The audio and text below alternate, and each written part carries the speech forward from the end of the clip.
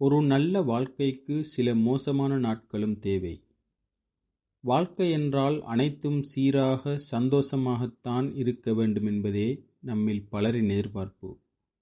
ஆனால் உண்மையில் வாழ்க்கையின் அர்த்தம் அதில் வரும் உயர்வு, தாழ்வு, சந்தோஷம், சோகம், வெற்றி, தோல்வி ஆகியன கலந்தே உருவாகிறது. மோசமான நாட்கள் நமக்கு சாதாரணமான நாட்களின் மதிப்பை உணர வைக்கும். மனதினை உறுதியாக மாற்றும். வெற்றிக்கு தயாராகும் பாதையை அமைக்கும்.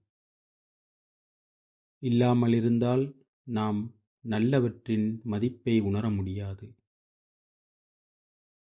எனவே சில மோசமான நாட்கள் என்பது வாழ்க்கையின் தவறு அல்ல, அது வளர்ச்சிக்கான ஒரு கட்டமே.